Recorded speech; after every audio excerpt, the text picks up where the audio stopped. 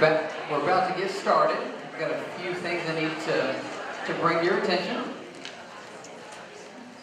Obviously, most of the faces we have here in our cafeteria today are from Greenfield Central, but I've seen many faces from other places as well. I'm curious, if you raise your hand for me, if you traveled more than 30 minutes to get here today.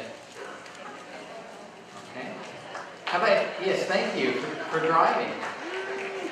How many of you drove an hour to get here today? Very good. Well, we thank you for joining us here at Greenfield Central Junior High School. This is one of 8 facilities we have in the Greenfield Central Community School Corporation. And this is our 3rd year of AppleMania, where we continue to learn more and more about digital learning in the summer. And obviously this is something that we do throughout the year as well. But we appreciate you spending some time with us this summer.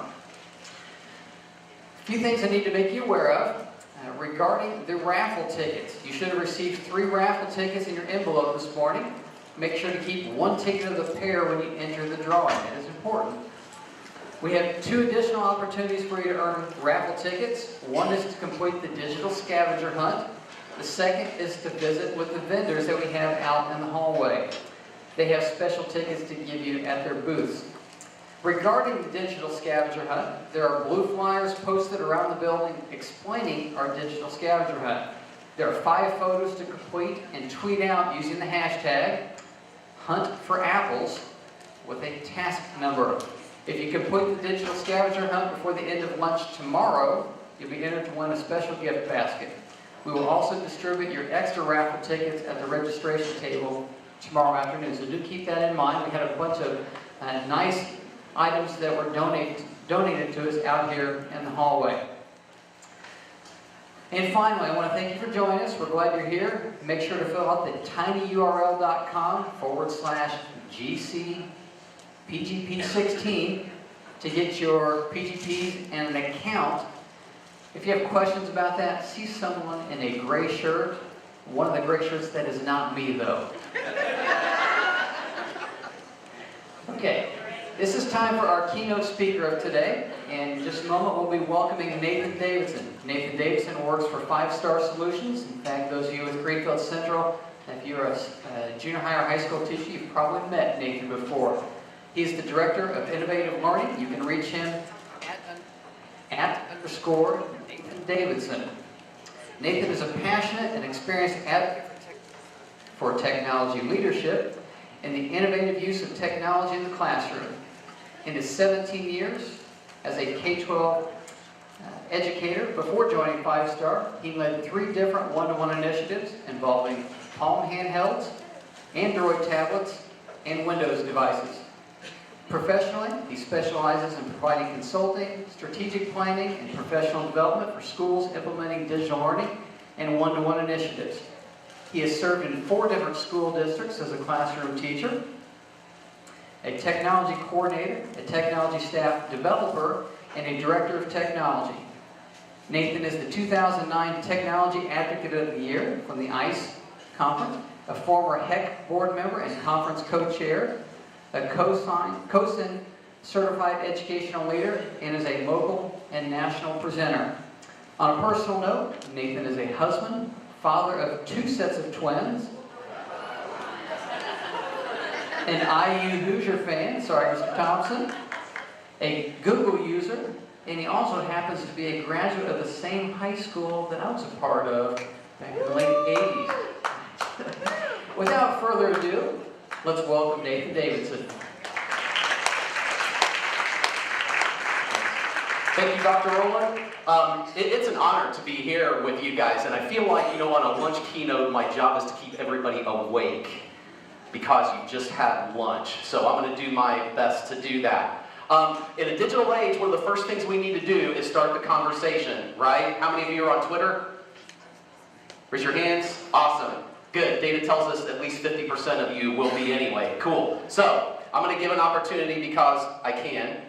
And I'm going to take one large group selfie. So whoever wants to be in that, I can't get everybody, but I can get pretty close to it. All right? 1, 2, 3.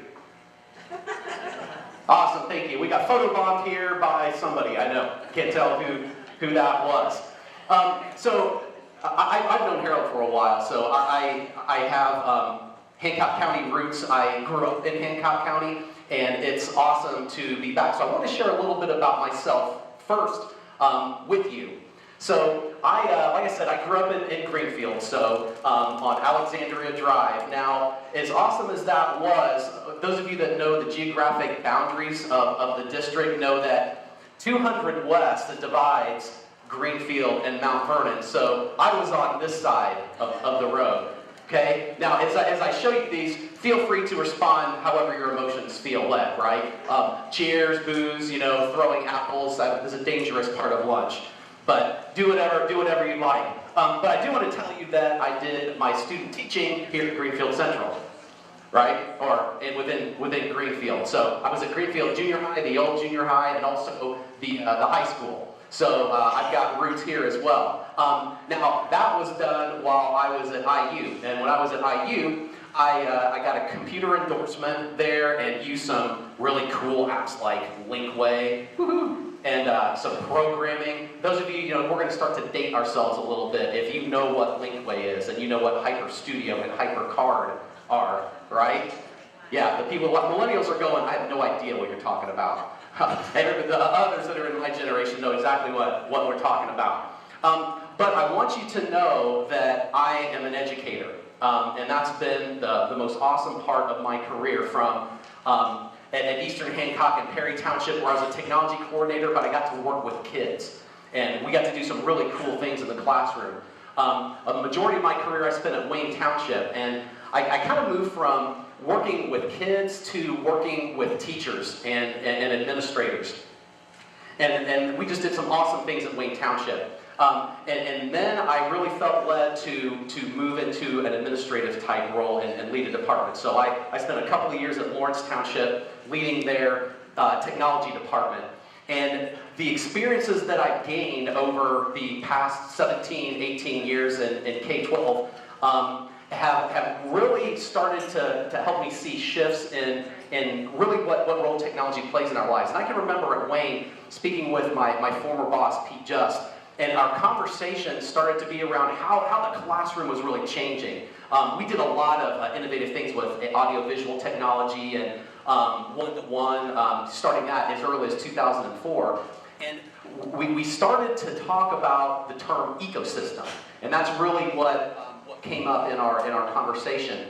And it got me thinking about, that's really got relevance to us now. So if we look at the Webster's dictionary version of the ecosystem, it reads like this: the complexity of a community of organisms and its environment functioning as an ecological unit. And I think about how that connects to the age that we're in, where our devices and our apps and our content all really need to work together, right? Because they don't need to be separate. But to set the stage, we need to look at what components make up an ecosystem, okay? So, we have soil. And I'll say this, as I ran through this with my idea about a keynote with Dr. Hilton and Ashley, I found out that they have a science background. I do not. So I'm going to qualify that up front and do my best here to paint this picture. So we have soil. We have water. We have air. We have sunlight. We have plants and microorganisms and animals. Yes, I know that's a mammal, but I'm going to call it an animal for my own purposes. And we have bugs, crazy looking bugs that may or may not have been created with Bitmoji. That needs to be part of your ecosystem. But we have all these as part of our ecosystem. So I want to make connections here, because this is important. That I think there is a connection with our physical ecosystems and our digital ecosystems. So let's take a look at this and compare. So our physical ecosystems on the left have those elements that we talked about: soil, air, water, sunlight, so on and so forth. So let's look at a digital age, how those things compare. And this is a slide that if you take a picture of something, and I'll tweet out a PDF of this slide deck later on if you'd like to have a copy of that. But this is something I really want you to commit to memory or write down or take a picture of. Because I think as an educator in a digital age, these are the elements of our ecosystem that really need to be present. So if we look at making the comparisons, let's talk about soil. So the soil is our learning management system. That is what is the foundation of our curriculum. It's our delivery platform, right? So our air is our Wi-Fi and our Google Cloud. Yes, I'm going to show bias because I'm definitely a Google guy and not the others. I won't mention names, but you're allowed to choose what you like, what works for you. Water is our device. That's what gets us where we need to go. And our assessment tools that help us grow, that's our sunlight. Okay, we need to have that. We have to have that in the digital age. Our apps are our plants, and of course they're different for each ecosystem because there are some apps that are available in one space and maybe some apps that aren't available in another. But they're part of our ecosystem. Our microorganisms are our extensions because they're tiny and plentiful, right? In the Google Chrome world, those little tiny objects that really make Google Chrome functional, right?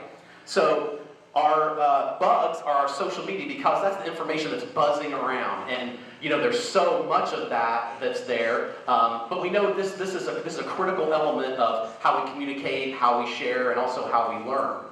And then the last thing, our animals are our digital content. That's our meat. And all of these elements, as an educator in a digital age, those 8 items you need to have as part of your digital ecosystem. So let's take a look at how our digital ecosystems are evolving. And I want to share a personal story with you about this. I was born in 1972, so yes, that makes me in my almost mid-40s. But that means the bulk of my school career from elementary through high school was in the 80s. So I don't know if you can qualify me as an 80s child, but I love 80s music and I love 80s toys, even better. So there are 3 toys as a child that became part of my home ecosystem because there wasn't Wi-Fi, there wasn't internet, or anything like that. So the first one is the Big Track. You remember the Big Track? This is a great, everybody, no, don't remember that at all. So the Big Track was a great toy. And honestly, this is the early phases of coding for me. And I think this is what helped me become a problem solver because this device was a tank, so for boys it was really cool. And you could program with the keypad the number of feet or centimeters you wanted the Big Track to travel. You could make it turn.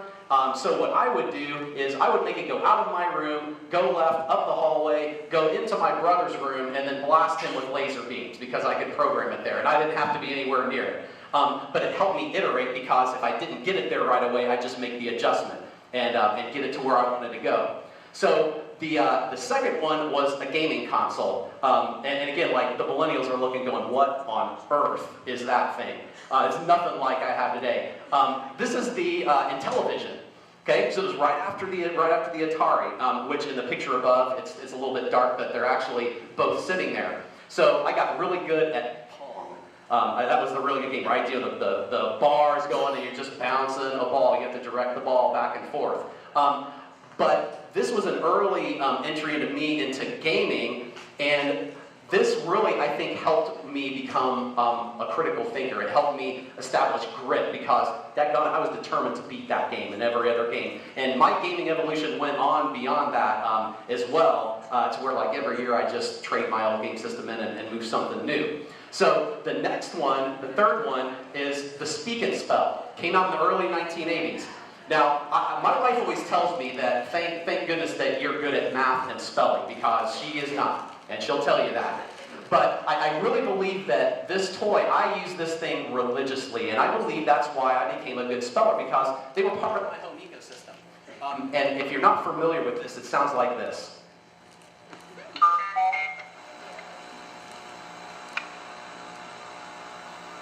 Spell Earth. E-A-R-T-H. That is correct. Now spell answer. So I think if we had these elementary teachers, would you like one for every kid? That'd be pretty cool. But this thing was great. I played this until I could spell every word in its storage. Pretty cool. And I'm glad I had it because I feel like if I wasn't a good speller, I might end up like this guy. Yeah, my wife got attacked by a warthog real bad, and I need someone to come up with an ambulance and pick her up. Okay, sir. Can you give me your address? Yeah, we're at 1825 Eucalyptus Drive. Okay, could you spell that for me, sir? I'm going to drag her on over to Oak Street, and you can pick her up there. Sad. Sad. Sad. He did not have a speaker. Oh, clearly. So, when I look at the ecosystems from 1980 till now, almost 40 years later, there's been a big shift, and I feel like the big shift is disconnected to interconnected. That's where our society has shifted. Now, for some of you now, IT guys, you don't count in this, but I have a small prize for somebody, maybe you brave souls that sat up front. You can tell me what IoT stands for. Do you know? Oh my gosh, there are no hands that are up. Does anybody know? Internet of Things. Who is it? I don't count. Mike, are you kidding me? I'll give you your prize later. I got it. I've got a $5 Starbucks card for you, my friend. Okay? You can have that. Internet of Things. But Mike's the guy you need to know. He's in the know. Internet of Things. Okay? So this diagram really illustrates what that is. Our devices now are so reliant on connectivity that, again, Wi-Fi is like air. And when we have air, now all our other things can connect. Can anybody right now open and close their garage door? Yes. 2 of you, right? Because you can do it from this. You got the power. Everything is done from your phone, your tablet, as long as you are connected. You've got to have that internet connection. Of course, we have that in a lot of ways. This is really visible in some cool futuristic things. This is the Google self-driving car. Now, by 2020, you're going to see these on the road. That's what all the futurists are saying. Now, this has also had a lot of evolution where you're going to get in your car and you're going to say, hey, Google, take me to work. And you're going to sit back, you can take a nap, you can read a book, and Google's sensors are going to take you there. They're going to keep you safe too, because the newest iteration will actually control honking. So think about how you honk now, okay? And this depends on if I'm tailgating you or not. So if I'm in front of you, you may give a little, a little honk like that. What's that? That's the nice little, hey, go through the intersection. Or it can be, and that means, hey, you're making a really bad move. Well, this car's going to do that for you automatically. You're not going to touch anything. That's how smart it's going to be. Pretty cool stuff. Now, we're already seeing this type of technology show up just in our regular automobiles. I was test driving cars recently and ended up with a used car, but what I fell in love with was a car that had Android Auto.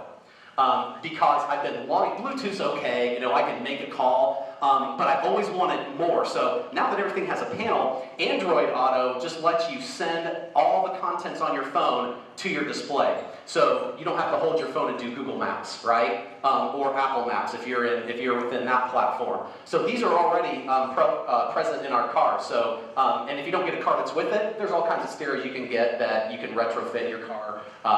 With something that has either one of those. Pretty cool stuff. Love it. But then there's also our home. And Google came out with this a couple of years ago. It's called Nest. So it's a Wi-Fi thermostat. So from my phone, I could take my phone out, and I wish I had one of these. I really do, because I could show you how to do it, but I can't justify the $200 to get it. Well, actually, I can't clear it through the committee at home, which is my wife. But you can control your thermostat from your phone. And then there are devices that connect to that, like your washer and dryer. So how many times do you have to turn your dryer off and leave, and then your clothes sit in there, and you go, oh my gosh, they're still wet. Well, now you can fluff your dryer clothes from your phone. Pretty slick. But then there's also the refrigerator, so like the Samsung Family Hub. These are super duper cool. So look at the problem that this solves. You can actually program with that panel the expiration dates of your items. If you're at the store, you don't have to call your spouse. You can access the camera inside your refrigerator and see, do you need ketchup? Pretty slick. Pretty slick. Awesome stuff. This is our current reality. And a big part of our reality, just to kind of illustrate this with with some data is our cell phone usage. So this is Pew Internet Research data, and it's interesting because of the couple thousand people that were polled, 81% say that they send and receive text messages, 60% access the internet, yet if you look at the word phone, only 21% participate in a video call. And I'm also going to make an assumption that less than 8% actually make a phone call, because it's not even on the list. So it makes me wonder, why do we call it a cell phone? Somebody needs to come up with a new name and tweet that out. I wish I had one created if you're waiting for that, because I don't. But I think phone is almost a misnomer, because that's the last thing we do with our phones anymore, almost. Kind of wild. We have 1,000 apps per day on our app stores. We live in a world that what happens online in 60 seconds is staggering when you look at social media. And this graphic, when you focus on it, what's in the inner circle is 2013, and then it goes to 14 and 15. The growth is amazing. 400 hours of video on YouTube, 3.3 million Facebook posts, 500,000 tweets, 50,000 Instagram photos, 3.1 million Google searches. It's staggering. It's amazing stuff. The social media piece is really pretty amazing. So in this kind of zooms into our teens, right? So our teens, and we have to be careful with this data, because what this shows is the teens that were surveyed, which ones they use. Now, we have to be careful about the term digital native with this, because digital native doesn't mean every kid in K-12 uses every one of these. They don't. They pick and choose. But 71% are Facebook, 52% Instagram, 41% Snapchat. Okay, and so that's kind of the new top three. I want to kind of make the connection to my family with this story, so you can kind of see where my home ecosystem collides with the digital ecosystem. This is a picture of my family. Thank you, Jen Sherrick Photography, because you took a great picture. So Dr. Ola mentioned I am the father of 2 sets of twins, so you can see them here. My youngest are 8, my oldest are 15. And then my wife, Lynn, is there by me as well. Now, what used to happen when I came home used to look something like this. These are not my kids, but it made me have a good memory of when my youngest actually were babies, and they actually would come home and greet Dad. But the problem with this picture is this was not taken in the digital age. So I want to show you what happens and kind of invite you in my home. And we're going to play just a little adventure to find out what happens now when Dad comes home. And I'll tell you, Dad's not greeted by kids, Dad's greeted by dogs. The only 2 that actually care that Dad's home. So now here's our mystery, though, because everybody else is home, but there's a reason they're not at the door. My wife and my youngest daughter are on the couch. My wife is on Facebook. Does she look excited that I'm home? She's on Facebook or Candy Crush, one of those 2, and Elizabeth is watching some YouTube channel, guaranteed. Okay? So now we have to find, we have 4 more people we need to find. So we're going to go upstairs. And here is my oldest daughter, Rebecca. Now, thank goodness if she ever watches the tape of this, I'm going to get punched or tackled. Because I did not get clearance from my family to use these pictures within this presentation. If any of you tweet this or you know my family and you leak this, you're in big trouble. So, and I had to literally, within a split second, snap this picture. So Rebecca spends the majority of her day in her bedroom. She's an athlete, but when it comes to summer, she likes being in her own space because she's 15, and she's a 15-year-old girl. So what she's doing now, she's binge watching Netflix. That's what she's doing. So we have 2 more to find, and here they are. Now they're in our loft in our game room. Now I want you to notice what they're doing. Caleb, my oldest, is in his chair, which he calls his gaming chair, and he's on the Xbox One. Notice that he also has his phone in his hand, so he's 2-to-1 here. And his younger brother, Noah, is on the floor with the Xbox 360 in his Minecraft world. That's where he's playing. And looking at my 4 kids, I really want to profile them a little bit for you because they're your kids. These are the kids that you have in your classrooms, the administrators that you have in your schools. And so Caleb's 15 years old, just graduated his freshman year at Westfield High School. And there's some interesting things on this picture, and I want to paint the picture of what their digital ecosystems look like. So Caleb's is comprised of his devices. This is his water. So he uses a Samsung Galaxy Edge, and he uses his Xbox. But the important thing about the Xbox is the headset. That's where the arrow is here. Sorry, that's red, but that's in the bottom right corner. And when he's using both what he's using for, he's got 4 apps that are part of this ecosystem. He uses Snapchat, and I know Snapchat has a negative connotation, but what I have learned about this is that it's not the app that's the problem, it's the user and how they use it. So we have to be careful about labeling some of these things. He uses YouTube because that's what he's doing online. He's communicating through Snapchat and through his headset, and he's looking at videos online, so his group is on a mission. He uses Instagram, and he uses messaging to text message. Notice the phone is not anywhere there. Have you ever tried to call a teenager? Doesn't work. They don't want to do it. But one day, I'm going to share a bad parenting moment. If you have a child at home that's a gamer, I think you can relate to this. It's frustrating when all they want to do is stay on their video game, isn't it? And one day I lost it. And I went, Caleb, what are you doing? Because I assumed he was doing something wrong, which was bad on me on many levels. And when I finally asked him, rather than get upset, this is the exact quote that he gave me. He said, Dad, Destiny is just a background for talking with my friends. I communicate stuff with my friends so we can get stuff done and be awesome.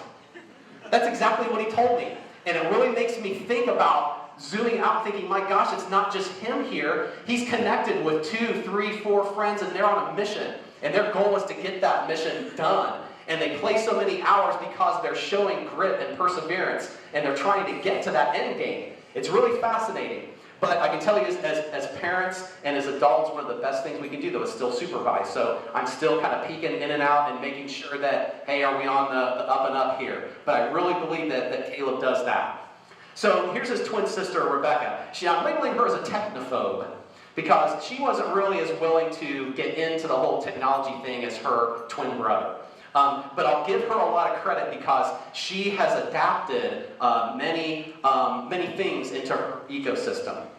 So plants are one of those. So she is an iPhone user. So she uses iMessage to communicate. She binge watches Netflix.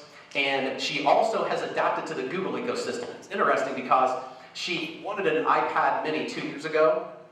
And within 2 months, she was using My Big Campus at school. And within 2 months, she asked me, Dad, can I use the Chromebook? Because she realized that maybe that was a better tool for her to complete that task. So she started to adapt multiple devices into her ecosystem. But the Google piece was where I'm really most proud of her because I saw her teachers using that more and more. And this was a struggle for her because she was a Microsoft user before.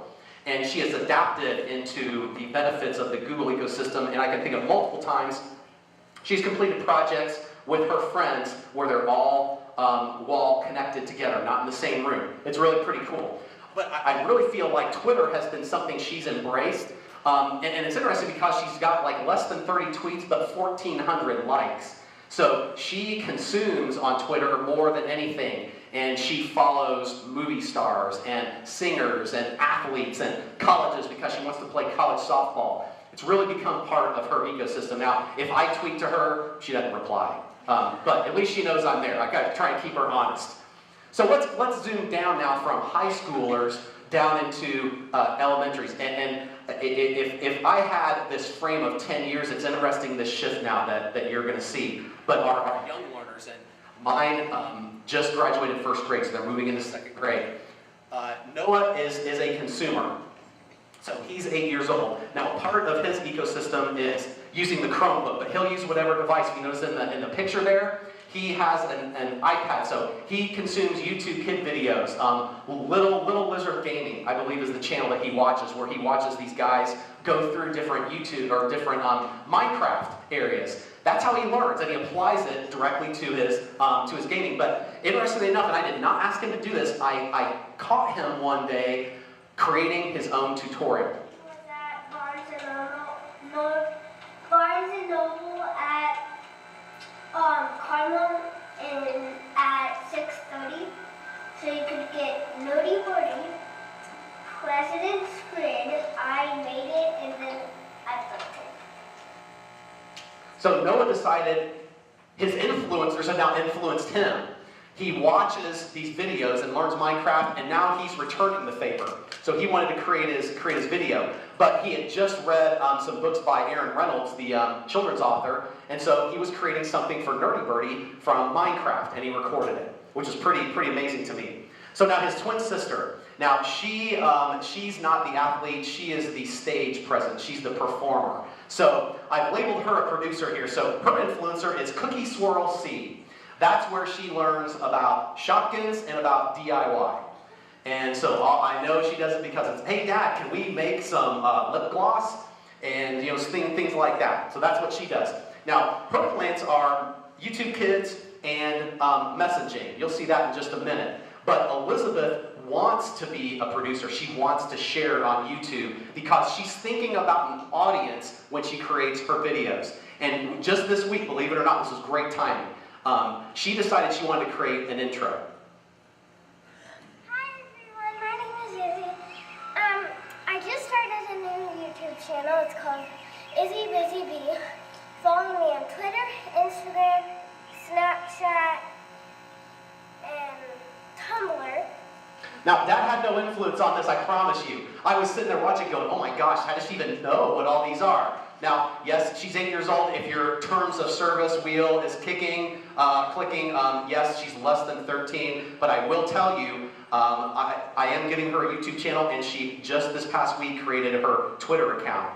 So I believe that we can teach digital citizenship for young learners. I'm not going to let terms of service necessarily stop me, because as a parent, I want to help her grow. And now she's got her own YouTube channel, and she's got her Twitter name. That's hers, and no one else can take that. So my role is going to be to help coach her through that, and that's pretty exciting stuff. Now, with their iPads, they just got these last Christmas, and part of what we wanted to do was not only hope that it helps them learn, but we wanted to use it as a communication tool. So their older siblings have a phone. They both got phones, so we can text, communicate with them. But with Wi-Fi, my wife and I both work, so we thought sometimes if we're out, we want to be able to communicate. So they were both tickled to death to be able to message, and they asked for it for weeks, and we finally decided, hey, we're going to do that. So I want to show you that, they didn't talk to Dad, they talked to Mom, because Mom got the iPhone, so iMessage, just works with iPhone. But these are the first text messages that they decided to show. So this is what Izzy says. Hi, Mom. I'm so happy. Mom says, hi, baby. So cool. You can text me. I love you. Elizabeth says, LOL. With some emojis. But then the requests start because she realizes she has a direct pipeline to Mom when she's not in the room, or even in the same house because she just needs air. Can we start painting my room? The spell check didn't kick in. Can we go to the movie and bitter? I don't know what that word is from Izzy. That's what she says. Now, there's a stark contrast from our young girls to our guys. You'll see this very visible. Here's Noah. Hi, my name is Noah. I love you more than Dad. Thank you, Noah. Love you too, buddy. But then it starts to shift a little bit because he figures out emojis. So we get the stinking pile emoji, which is confirmed in the next line. Hi, my name is Poop. To which Mom replies with a Bitmoji, no comment. This is our communication at home. Lots of fun, lots of teachable moments. It really makes me think, though, about, with my own 4 kids, how engaging and relevant our home ecosystem is. That our kids are making choices based on what is relevant to them. And I want to think about that also, how that translates into our schools. And what I want you to do is, we're going to take 60 seconds here, and whoever's next to you at your table, I want you to talk about this question. In what ways are you leveraging technology to make learning relevant and engaging? And within that 60 seconds, as you get some ideas, at least one of the 2 of you is going to tweet, and I want you to tweet your response to hashtag my digital ecosystem, hashtag #InElearn, hashtag GCMania16, okay? So I want you to talk at your tables. In what ways are you leveraging technology to make learning relevant and engaging? Here's your timer. Go.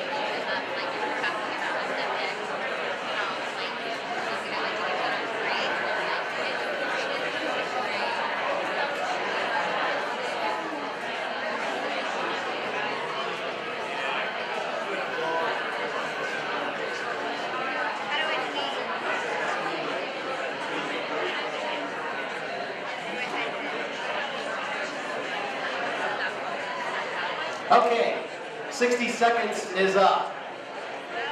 As you search Twitter, you can search through any of those hashtags. It's great that Twitter archives that. So I'll storify that or something.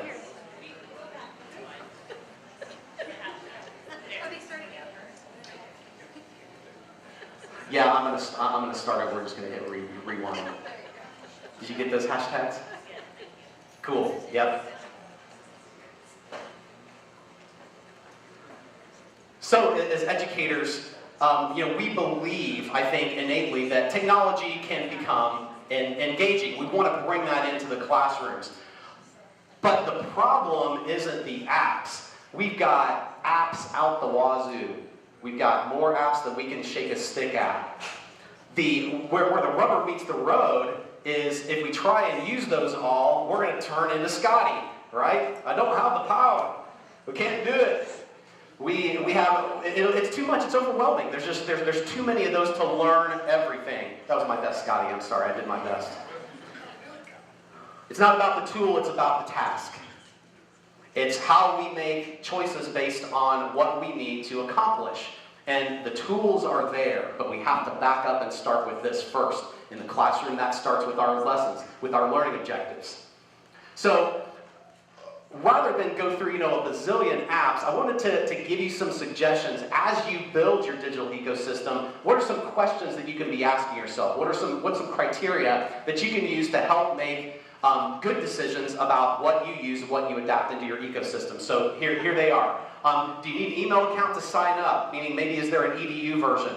Because all kids don't have email addresses, and sometimes that's what it requires. Then resourceful teachers create 100 email accounts and try and get their kids in, and that becomes problematic. School districts in the GAF environment are maybe better leveraged to do this, but that's a question. How does the app conform to my digital ecosystem? And there's two ways that we need to look at. And I think, gang, in the digital age, as educators, we need to embrace vocabulary. So there was one person, at least, that admitted they knew what IoT was. So we have a vocabulary that we need to start assimilating in a digital age. And part of this is, so our ecosystem, can I log in with my cloud, to simplify it, to connect with my Google or my Microsoft account? As I look at digital content, does it have API or LTI integration? Don't worry about what those mean, but look for those acronyms. That means that content is going to come through into your learning management system, and it's not going to be separate. And you want to use tools that do that. Is it accessible on all of my devices, or at least most of them? I know for me, a big criteria is, can I get it on my phone, on my MacBook, on my Chromebook, wherever I'm at, either through a web browser or an app. That's a big deal. That needs to be part of your selection process. Does it support curriculum or improve efficiency? Because an app's going to do one of those two if you're an educator. And then the last one is, can I easily share products with others? The last thing we want is something locked down. We need to have tools that allow us to share, either with a link, embed, tweet, whatever it is. And the bonus question, maybe even a bigger one, is what problem does this app or resource solve? Because if you think about it, we're going to use an app that serves some purpose, and if we back up and really start with the why, then this question is going to be very, very relevant. And I wanted to make that connection to my digital ecosystem and share with you some of the tools that I use as part of my ecosystem. Because I've had some people tell me, gee, how do you use all these tools? How do you seem to know like a lot of stuff. And really, the truth is, I don't use them all. I really don't. I try and make decisions based on those questions that you just saw. So let's take a look here. So my learning management system now. Working for a company now, we don't have a learning management system, but the districts that I work with, they all do. So what I do is I meet them where they're at. And I engage the groups that I work with, whether they're teachers or administrators, I engage them within that environment. So I use Canvas in many places, I use Google Classroom, and I use It's Learning. So it just depends on where they're at. So my job is to assimilate those into my learning environment and help those folks use those in successful and meaningful ways. My air is without a doubt, now outside of Wi-Fi and 4G LTE, it's Google Drive. This was totally a game changer for me a few years ago, because I didn't have to save anything. I didn't have to worry about a flash drive or a hard drive or where it was at. and I can pull it up on any device that I want. I do a lot more on my phone now than I even thought I would. But then you can also do some cool hacks like this, to where if you're in Google Chrome, you can type GDR and press tab, and it automatically lets you then type in a keyword and it searches your Google Drive. It's a hack, so if you try it right now and it doesn't work, don't throw something at me, because you have to do some tweaking in the background first. But we can talk about that later if you want to do that. My water are two devices, my MacBook, but I've got Chromebooks at home too, and I've got a Galaxy S7, which I just recently shifted from Apple to Android because I'm weird like that. I like to kind of switch back and forth just to keep current on those different devices, different platforms. So this is what I use, but I try and make sure that no matter what device I'm on, I can get to what I need to get to. My sunlight is pull everywhere, and there are bazillions of assessment tools out there, but the reason my Y for pull everywhere is because I can use it across multiple platforms, either with an app or I can also embed it. So I'm using Keynote for this presentation, but you can now embed Pull Everywhere within Google Slides, which you can see up here. And I've also got the extension here as well. So I'm going to let you participate here if this works correctly. Thank you, Lord. There we go. It does work. So I embedded my poll within Keynote, okay, which is another reason why I like Pull Everywhere. So now I'll tell you, the limit to Pull Everywhere is you can have unlimited polls, but you can only have 40 responses at a time. So if you reply to this and it doesn't let you, don't get mad. I just want to tell you up front. In a classroom, this is great, but I wanted to model this tool, how it's embedded. So there's a question here, what tools make up your digital ecosystem? So on your device, whatever it is, if you go to pollev.com/DavidsonN, the question will come up and you can type in an open-ended response to what your tool is. Or you can text Davidson N to 37607 to join. Awesome, here you go. And what you'll see here is how all these answers start to pop up and form and populate. This makes great conversations in the classroom, or if you're an administrator at your staff meetings. It's a great little tool. And what I like about it is that I've used this for years, and it's not that I just gravitated towards it. It keeps getting better. It keeps adding more features that I like, so I really haven't had a reason to shift from something else. Awesome. Super cool. So my plants here are my core apps. So on my MacBook, I use iMovie and Keynote. And I'll confess, honestly, I decided, I need to model risk-taking for this group. So I used Keynote for the first time to create this presentation. Are you proud of me? Thank you. Thank you. First time. So, but the reason I did it is because I knew I was going to use video, and you can edit video from within Keynote. And I really wanted to be able to do that. So I had a really relevant reason why I chose Keynote. But my mobile device on my phone, Google Drive, Twitter, Hangouts is a big part of what I use. But I've adapted Bitmoji, as you saw from the little bees before, because I need to meet, my kids are using it. And it's interesting because Bitmoji, if you use Bitmoji, it's interesting how many generations Bitmoji has started to span. Because my kids started using it, my wife started using it, I started using it, their grandparents who are in their 70s are starting to use it, they're meeting kids where they're at. And it's really pretty cool, and it's fun. I mean, let's admit it, it's just fun, and that's okay. Digo, as you saw that app, Digo is a tool I've used for a long time, and back in the day, it was delicious. So there's got to be a way that you curate all these resources that you find on the web. Some of you may use Symbaloo. I haven't personally, I've used it a little bit, but Digo for me I like because if I've got a website on my phone, I can save it and I can tag it. If I'm on my MacBook, I can save it and tag it. But what I like best is the fact that I can share it. So if you actually go to digo.com/user/DavidsonN, you'll have access to every single website that I bookmark and my tags and everything. So it's all there. The cool thing is there's an educator version of this, so all your kids can have this too. And it's a way that they can curate. And there's annotation tools. I mean, it really goes well beyond that. It's a really, really neat resource. So something as educators for free you can look into. So my microorganisms, and these are too long to list, but I wanted to highlight 3 that have started to transform my life. One of them is Awesome Screenshot.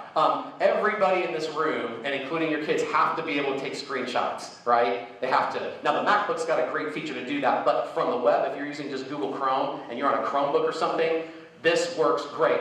But the kicker for me is this. I can save to my Google Drive. So I don't have to go to my MacBook and then upload it. I can save it directly in my Google Drive from here. So the second one is momentum. Sometimes I have an organizational problem, and especially like with tasks, and I really needed something that put everything in my day in front of me. Kelly's smiling because she knows she lives this every day with me. I needed something that put it in front of me. And I'm in Google Chrome all the time, so when I got turned on to momentum, I was like, hallelujah, my life has just changed. Because I can add my tasks over here, I can type in my main focus for the day, and every time I open a new tab, it's right there. So I move that to my second monitor, and it sits there in front of me all day, and I know what I need to do, and I just check them off. But it's also in the top left, it's also got a way I can connect other apps, and I can get to them really easily. Super, super cool. And then the last one is newer. It's called Synergize. Now, you guys have some great integration specialists here that help you integrate technology. But sometimes they can't be there with you every day or at your home. So we need quick access to help. Synergize will actually embed a little button next to your share button in Docs, Sheets, I believe Forms as well, all your Google tools. And when you click it, it pulls up a menu of video tutorials that you can search and just play a video to find out, like how do I use voice search? How do I use text-to-speech or something like that? It's all there. So it's just in time and it's waiting for you.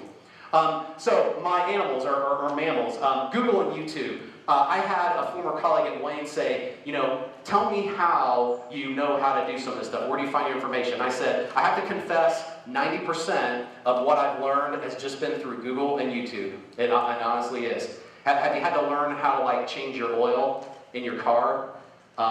Or change a faucet, something like that? It's all there. I saved $100 at Firestone because I figured out how to change the headlight in my GMC Acadia, which is not fun at all. But the video helped, and we got to save money that way. But there's some cool little hacks within Google you can do too, like typing in flip a coin in the search and you get a coin flip. Or doing a comparison. So this is a comparison between, I gotta read it, an F16 and an FA18, and it'll pull a comparison with some statistics. So there's some really cool hacks there. You can convert units just by using the search. Teachers, if you don't know about the timer feature, try typing in your Omnibox, set timer for 5 minutes, you get your timer. It's all within Google. Pretty fun stuff. So Twitter is one of the biggest part of my ecosystems, but the problem is, have you ever been swarmed by bugs and you're swatting around trying to get them away? Social media sometimes is like that, and I think the reason that a lot of teachers don't use it is because it gets overwhelming. And I'll admit, Twitter for me gets overwhelming. TweetDeck is my lifesaver. Because if you're overwhelmed by Twitter, try TweetDeck. You can easily create an account with your Google account. So you can create columns and just type in, if there's a hashtag you want to follow, you can type them in. I've got 3 of them here: Google EDU, Indiana eLearn, and Future Ready. So that automatically streams tweets in with that hashtag. So during lunch, I'll spend 5 minutes and I'll just comb through here. I'll find a new resource, I'll retweet, I'll favorite, I'll do whatever. But this really helps manage all that buzzing of information that we have. So I'd recommend trying to check that out. Now, I haven't mentioned Facebook a whole lot, and Facebook is one I really haven't adapted into my ecosystem, but I have to acknowledge the power. Have you seen this video? So, here we go. I gotta take off my glasses for it. Oh, naturally. Okay, here we go. So, yes! Now watch when my mouth actually moves.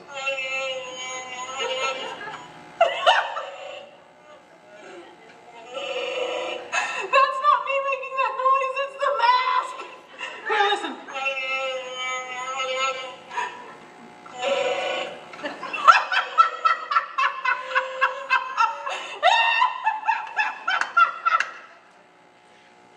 Now you've seen it before, right? A lot of people have seen it before. 117 million shares.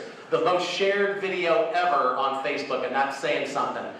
So Candace Paint is a lady's name, and I just saw recently, because of this post, she's had over $500,000 in gifts because of that, including $400,000 in scholarships for her kids. Can you believe that? Isn't that amazing? Now I clipped it out, but she gave us the reason why she made this video, and the reason was because I wanted to share with my people on the interwebs, is what she said. If you've seen the video, you know it's just hilarious. Every time I see this video, I laugh. But more importantly, I'd love to have that Chewy mask. If you know a way to get a hold of one, I'm in. I'd love to do that. But my own kids, being the producers, I believe that maybe this video could go as viral as that. Because I was asked when Noah and Elizabeth were playing, they said, "Daddy, record this." This is what they did.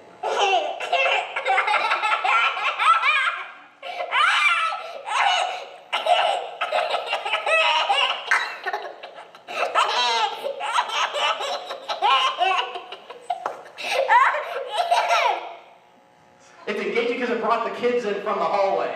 They heard the little kids laughing. You can't help but not laugh. So should that one get 117 million views too? Yes?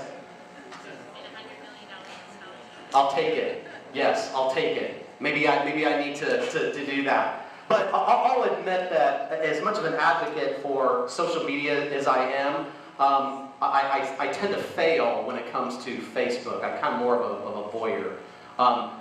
But I will acknowledge the power to crowdsource information from your friends. So I decided to try it. I got a speeding ticket in front of my neighborhood, which is a terrible speed zone. It's like 20 miles an hour. I can't even drive 20 miles an hour. So I got pulled over and I got a ticket. So it got down to the last minute, and I decided, okay, I've got to find out. I've heard people can get out the speeding tickets. I needed to find out how. So what did I do? I turned to Facebook. And I got some answers. I had some people tell me, hey, diversion program. But I said, so is it actually possible to go to court, get out a speeding ticket? I'd love advice from those who experienced this, asking for a friend. Code word, right? So I got some different ideas. Some people like my friend Robbie that are more moral than others that said, I guess it depends on if your friend was actually speeding or not. But to me, that wasn't the issue. I was mad because I didn't think I deserved a ticket there. But what I failed to acknowledge was the fact that my wife is connected with me on Facebook. And I made the fatal mistake of not telling her about the speeding ticket. So she responded on Facebook with this. Wives, it was the shouting with a middle name that's never good on both counts, all caps, and the emoji that follows. So my response followed. Uh-oh, I'm in trouble. To which my friends got a kick out of it. Ha ha ha, I think you're busted. That's pretty funny. Which is why I don't use Facebook a whole lot. Right there, failure. So as we look at shaping our digital ecosystems, there are some teachers here that are the real rock stars. And I want to share what it looks like through their stories. So the first one, Laura Diem, are you in the house? Laura, awesome. Okay, so this is what Laura does. Laura's flipped her classroom without one-to-one devices. How about that? That's a novel concept. But she does it by rotating the devices that she uses in the classroom and allowing kids to use them there as well as home. And she uses her Soil, which is her Google Classroom, to connect kids and deliver content to them. Awesome. Sarah Geringer, you in the house? Is she here? No? Well, I love this story because, we look at special area teachers, and this is so cool in PE. It doesn't mean we all have to be wearing Fitbits and Apple Watches. It means we've got to learn how to connect globally. So she used the hashtag, so you think you can balance, and took pictures of her kids that are shared all over the world so they learn different balances. Now, I hope this doesn't make the administration cringe when they see that this actually happens. But what's cool is that hashtag is shared all over the world. So not only are her kids learning, but they're sharing with everyone else in the world. And doing it through Twitter. Kelly Swain Leswing, she here? She's in France. Very fitting because this is real world learning. What's super cool about this is that she made a connection with the author Jennifer Niven and connected her kids because she wanted them to see what a novel looks like. Wanted to show how technology could bring real-world learning to her students. And as a result of this, two things happened. She got a pre-release copy of the book, and her students right here, like here's an example of Lauren, tweeted out to the author who responded back. How cool is that for that student that now makes that connection with that author? Pretty cool stuff. Matt Davis, my friend from high school, at JBS principal, great example of digital leadership. And in fact, I found out that 100% of Matt's staff uses Twitter. And I can tell you, man, I haven't been to a building yet where 100% of the staff uses Twitter. And he's created the JBS Rocks hashtag and not only shares what he does and celebrates staff success, but his teachers follow suit. And that's just super cool. That's a great model of digital leadership. Janelle, help me, I knew I was going to mess this up. Kaish, where are you, Janelle? Awesome, you rock. This is great stuff. So Janelle, within Facts, has her kids take photos of the food they prepare and shares them on social media for extra credit. How cool is that? She's bringing that social tool into her kids and not snuffing it out, but she's embracing it. But it makes me wonder, though, if as a result of all that social media, if her kids will start to talk like this. Hey, check it out. I brought you some cookies. Hashtag homemade, hashtag oatmeal raisin, hashtag show me the cookie. Sweet. Hashtag don't mind if I don't. Pretty good. Hashtag getting my cookie on. Hashtag I'm the real cookie monster. Hashtag no. Delicious, right? Hashtag I did it all for the cookie. Hashtag LOL.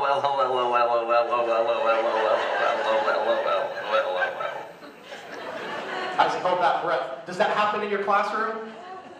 No, it will now. You're going to have to bring that back. Nathan Brook, is he in the house? Awesome. As a former social studies teacher, I love this. Not only has he made this cross-curricular, but he's rethought assessment. He's changed the game of assessment to not just paper pencil, to allowing kids to show what they know in different ways. Check this out. I thought that people with good teeth would have a high life expectancy, but this is not the case. People in sub-Saharan Africa don't have dental care, I don't think, but they still have good teeth, probably because they don't have sugars. And then people with a lot of money, like this one, has a high life expectancy but bad teeth.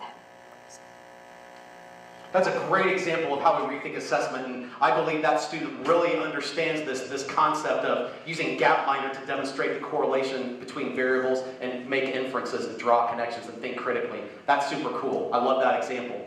Sarah Ketchum. Sarah here? Hey, Sarah. This is great stuff. Sarah rethinks assessment as well. She's given her kids a chance to show what they know about selecting a battle from World War II and demonstrating their learning in different ways. Amos, I see someone. Sugar glass, tell me what it looks like. Definitely American. Oh, great that is ours. That's a perk. We made it. Don't get out, gang! What's it like? Great stuff. What creativity these kids showed. And I got to think they had just a blast doing that. Lisa Lillier. I think I got that one right. I was coached through it. Is she here? Hey, Lisa. Awesome. So, Lisa, I call this reflecting on data. Lisa's created an awesome website. And I looked through this and went, oh my gosh, this is great stuff. So, her website's part of her soil. And she uses this to post standards, correlated resources, not only for her kids, but for parents. I can tell you, if you're a parent, you try to do like 4th grade math, I've been there. I can't do it. I'm not smarter than a 4th grader. And what she's got on her website is just amazing, what she's done. And this is a screenshot of the YouTube video because she knows people like parents aren't going to know how to do this. So she makes a video tutorial that's on the front part of her page to show them how to use their flip book. Really, really cool stuff. That's awesome. Amy Stevens. Is Amy here? Hey, Amy. Awesome. I love this example because when I did technology integration for a number of years, it's always challenging to meet teachers of young learners and help them really understand that, yes, they can. Our K-2 students, especially in today's digital age, can do it. It's about the opportunities. That's what Amy's done here. Amy's connected her students through FaceTime with a 3rd grade classroom doing read aloud stories. Cool stuff, making connections. I love it. What I think all of these teachers realize is that when you're an educator in a digital age, technology is not a choice anymore. It's a non-negotiable. But remember that we have the tools. It's just about creating opportunities for kids and creating our digital ecosystems. So as you go forward from here and finish this conference, I want to challenge you to do this or not to do this. Don't do nothing. Continue to build your digital ecosystems, connect with others, embrace social media, and adapt your ecosystems based on the tools that you find. Thanks a lot for staying awake. I appreciate you being here.